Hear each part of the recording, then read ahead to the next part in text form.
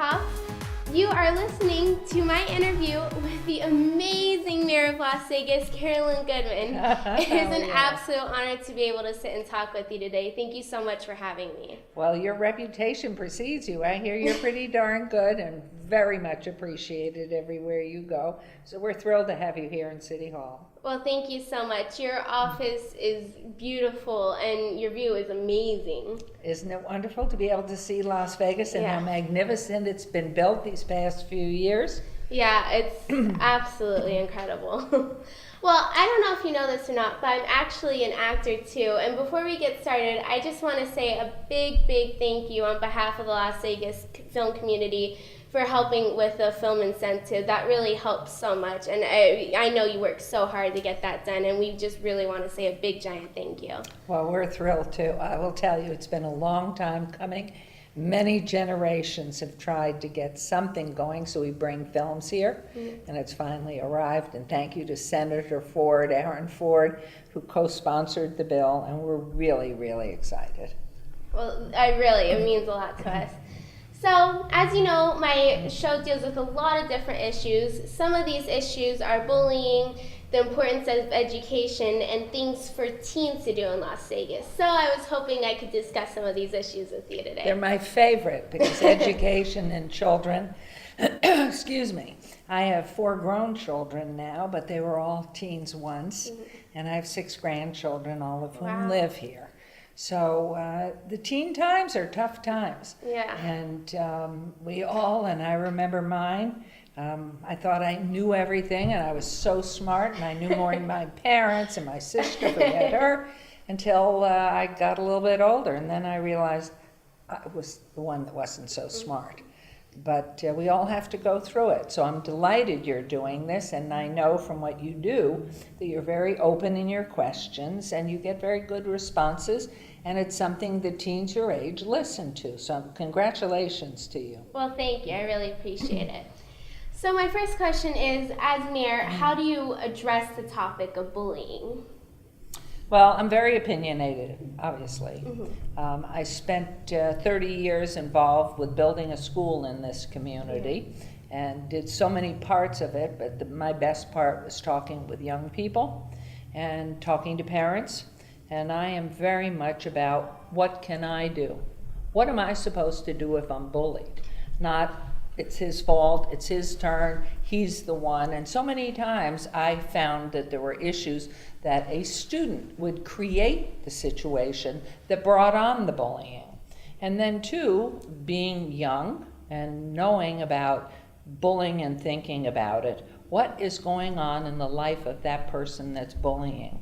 What do I have and how good is my life? And what's going on over there? Maybe he or she is always put down at home. Maybe they have an abusive home.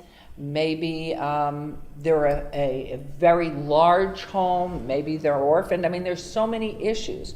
And we tend to do things that are nasty, because we feel nasty, or because somebody's been nasty to us. And so you'll find that anger and that fighting out.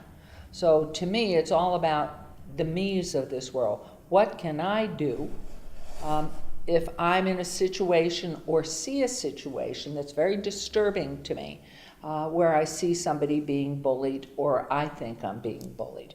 And it varies with age, because the older you are, you have different things going on in your life. And today, of course, is the day of technology, so people can hide behind and be anonymous and send all these horrible things. And it doesn't matter who you are sometimes. I have known students that are the most successful students or the most beautiful, talented students and bright students who are bullied just as much because other people are jealous of them. So bullying really starts with each one of us, not for the fact that so much that we need to know information as much as what can I do in myself so I'm not bullying and nasty to people. But then again too, if I am the brunt of the bullying, what do I do?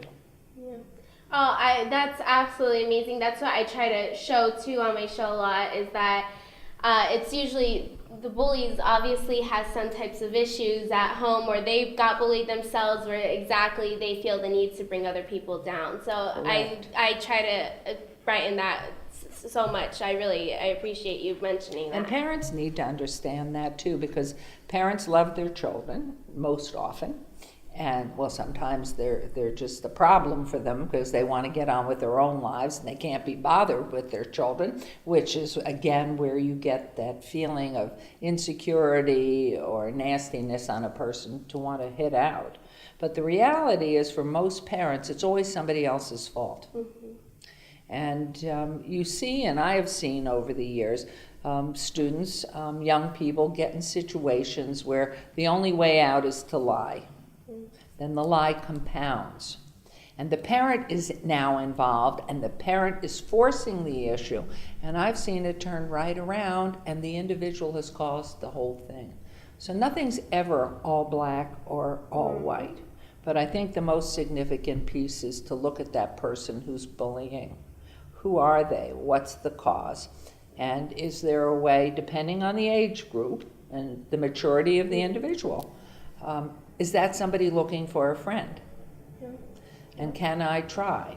Or will that person share with me what he or she's doing, that he's sending these nasty things on the internet? And I then can say, how would you like to receive one of those? Yeah. So often nobody puts themselves in the other position. Exactly. And they don't realize the hurt. And then there's the gang influence. I don't know if through your years in school you read Golding's The Lord of the Flies. I never read it, but I know much of it. Yeah. A must. It's a mentality, and then a fear of being the one that's isolated. Mm-hmm. So I'd better join the pack so I'm accepted and have a friend, even though this pack is getting so out of control and is hitting on this individual, which is 100% wrong. So it's very, very interesting, but it is individual by individual by individual. Yep. Well, I know that education is so very important to you, especially since you started the amazing Meadow School. Now that you're mayor, you can help the school districts even more. How does that make you feel? What makes me feel how important it is that we make sure our inner city schools and our children in the inner cities, where the poverty level and the nutrition problems and the travel and access to transportation, language barriers, that we become effective on, even though we have nothing to do with the school district, how we can be partners with the school district and try to affect a change. The most important thing is to go to those most challenged schools. My opinion has always been that you find the best teachers, the best equipment. Doesn't mean the buildings, but the best teachers, best equipment, and put them in the most challenged schools. Because buildings don't teach, teachers teach. And I'm sure you, after all these years, you're now a junior? Sophomore. Sophomore, right, you just had your birthday. You can think back, as can I, and so can everyone else, who was my favorite teacher? And why was that person my favorite teacher? The person was my favorite teacher, one, because they loved working with young people. They were very knowledgeable. They could take any subject and make it exciting and inspiring, that I wanted to learn about it even though I didn't like the subject really. And so that's the key, and what we're trying to do is to take that inner city school, bring the best teachers there, get as much support as we can from nonprofit agencies such as Three Squares. Three Square, they have a food bank, and for many of the children in our community in the lower income areas, they don't get a meal a day. So Three Squares stepped to the plate, and we have a lot of philanthropic groups that are really involved in what we call Downtown Achieves, which is focused on these inner city schools to give every child, especially coming into school at the preschool level and then through elementary school, equal footing to learn. Because once you have an education, you can do anything. It's the deprivation, the inability to read, the inability to do math. I can't get a job. So what am I going to do? I'll turn to crime. I'll turn to something else. And so it is all about the education, but the role of the mayor, the one thing the mayor has in the city of Las Vegas is the bully pulpit. And wherever I speak, whenever I speak, I talk about how important quality education is for everybody. And in fact, if we want to bring new businesses into our community, the film industry, they want people who can memorize. And to memorize, you have to be able to read in the first place. So all of these things have bearing. Education is the key. That will create jobs, that will diversify our economy. And then, of course, the wonderful end of it is you find a job you love, you earn money, and now you can go buy food, and you can have your own home, and education's the key. Around the world, education is the key. Absolutely, and I totally agree with you. Now, unfortunately, some teens in Vegas believe that since there's so amazing opportunities in Vegas for careers that necessarily you don't need college, some teens feel that they don't need to go to college to get a job. What do you have to say to those teens? Well, sometimes you don't. The very few miracle people that have that special gift, whatever it is, probably they don't. They come and they're born, they can sing like an angel. Well, maybe they'll get their GED because they're traveling and they're appearing, but that's very rare. And when you think of the hundreds of thousands of students in high schools across this country, hundreds of thousands who watch TV, watch videos, go to the movies and see these unbelievable stars, and they think, I could do that. They're good, but they're not great. And so what happens is, if you love an area, you love a field, and you say, oh my goodness, you come to a realization, yeah, I'm good, but I'm never going to get there, but I love that field of work. There are other things you can do. You can do lighting, you can do tech, you can do costume design, you can do so many pieces of the production. So you can have what you love and be part of it, but you may not be the star. Yeah, absolutely, and that is... Everybody wants to be a star that's in theater, Yeah. or in vocals, or in music, or in sports. There's this huge desire, and you look up to someone, whether it's in the sports field, that you think is, I can do that. I'm so good in sports. I can be that person. But they don't realize, as they put all their apples in one basket, there are hundreds and hundreds and hundreds of thousands of people that feel exactly the same way. So there has to be something that ties you down to earth and makes you realize, I'm going to continue on this path, I'm going to learn more, I'm going to take lessons, I'm going to practice, but I'm going to make sure that I continue to build myself so I can get a good job and support myself. Absolutely. I think that is very cool, and it's totally 100% true. Now, some teens in Vegas, all they do is just sit at home all day and watch TV and go on the internet because they feel that there's nothing for teens to do in Vegas. Now, I know that's not true because I'm so busy, I hardly have any time to Well, look what you're doing. It's wonderful. Exactly. And also because you and Oscar have spent years building up Vegas and making it such a cultural place and such a family-friendly place. So what are some suggestions you have for teens to do in Vegas and stuff so they don't just feel that they just have to stay at home or get in trouble? Well, most importantly, you're absolutely right. Because sitting at home and doing nothing's bad for your brain and bad for your body. That's number one. But I go back to the same old thing, which is how I raised our 4 children, or we raised our 4 children. Resourcefulness. Let's assume my husband and I couldn't afford to have one of our children, our sons, go to an athletic club to work out. It costs money. Mm-hmm. Yeah. So we would have the great fun of figuring out, all right, what are the pieces of equipment that we need to work on what parts of the body? So simplistically, a carton of milk, the big ones. Yeah. Go outside and fill it up with dirt and sand and some rocks. Now you have weights to lift. It's the regimen that you do.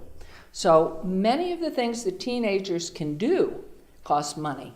And it really is important not to think I always have to spend money to have a good time. Certainly going out and hiking, it doesn't cost money if you can find somebody to take you there. The buses are one thing, there's a cost. But what can you do in, let's say, in your neighborhood? What can you do in your neighborhood perhaps to earn some money so you can take the bus wherever it is you want to go? I mean, we do have a lot of activities for students here, but they, for the most part, they do cost money, unless there's a free play at one of the high schools, or a concert, or an outdoor something in one of our wonderful parks. We have fabulous parks that are free, and you can go run around the park. You can go to your neighbors and walk their dogs for them. You can learn how and save your money and get a grooming kit, how to groom dogs, and make some money doing that. So again, it's about thinking, what can I be doing? I think it is really unfortunate. Technology is the best piece of communication, instantaneous knowledge, incredible. But it's also a killer to our young people. They don't know how to have a conversation anymore. And if you and I got in an argument, for so many young people, they just close down, go back to fiddling with their handheld, whatever it is. So it is putting that piece of equipment away and doing something with a friend. I don't care what it would be, whether it's painting or building something that's out there, cleaning up your neighborhood. I mean, there's just so much to do, and life is such fun. And this is just wasting every day of your life. That's all you're doing.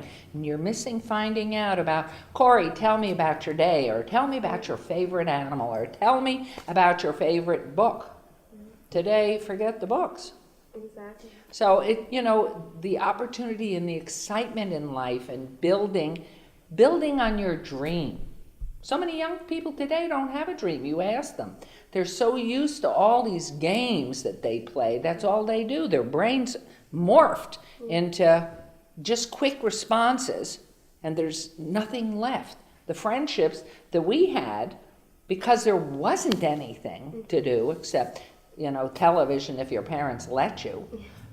We were outside in the street playing handball or doing something, but together as a group. And we learned to listen to each other and share, and sometimes hate each other, but sometimes really love each other, and just were bonded for life.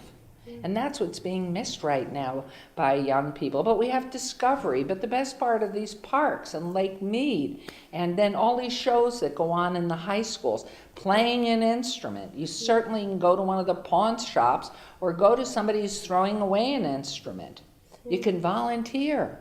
The Goodwill, 3 Square, Safe Key. Oh my gosh, there's so much. And once you volunteer, you think, oh, I'm so lucky. Look what I have. And these people don't have. How could I be so dumb? Yeah, no, I totally There's get it. There's a lot to do here. Yeah, there is. It's really an amazing, amazing town. And you and Oscar really have done such amazing work here. And it's so much more cultural, and there's so many cool things that are so undiscovered in Vegas, and it's an amazing place to live.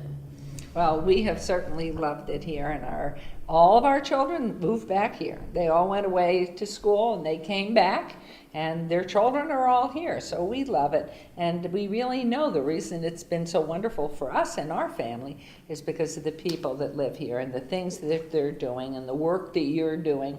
It's wonderful to talk to teens, because teens need people who will listen to them and not judge them. But the reality is, too, they need to know. They don't know. I thought I knew everything. Believe me, I was so dumb. And it wasn't until I was 18 and then I was sort of out there at college, I thought, oh my gosh, my folks are so smart. How did I waste all that time? I'm so stupid. So it's a wonderful thing that you have a conversation, and hopefully they can talk to you and give you an idea and say, well, can we talk about this issue? And what it is. And there's so many issues that young people have to deal with today, and especially if they don't have somebody at home that cares about them. That's the hardest piece. Once you have someone who cares about you, you can sail. You can just really go far. And it's to learn to believe in yourself, but you have to earn it. It shouldn't just be given. You're not owed anything. It's up to you. What can I do? Exactly. Well, in closing, is there any advice or anything that you have for any of our viewers? I just always think about how can I make whatever this is better? How can I make a difference? Not why is that wrong or why did he do this? It's how can I help change or how can I make something better? Exactly. Well, thank you so much for letting me interview you. It's been an absolute honor. And you have just been so amazing. And I'm so happy you're our mayor, honestly. And I love Oscar, too. You guys are truly the best mayors ever. So. We laugh a lot. We have a lot of good times. Yeah, so just tell everybody, stop tagging. Don't tag any of our buildings anymore. If you're an artist, we have places where you can go and do your artwork, but don't tag. It costs us so much money, and we need to fix street lights and put in pedestrian walkways and help in so many areas. So thank you for having me on. I wish you the best. I hope you'll come back soon again. I'd love and to. as you get conversations going back and forth, which I know you do, that if there are particular issues, to have a dialogue. I think it would be super fun. We've had a good time, and I appreciate it. And we're proud of you. See, you have a dream, and look what you've done. Yeah. Well, thank you so much. Thanks, it's been a true honor. Thank you. All right. Well, thank you guys for watching.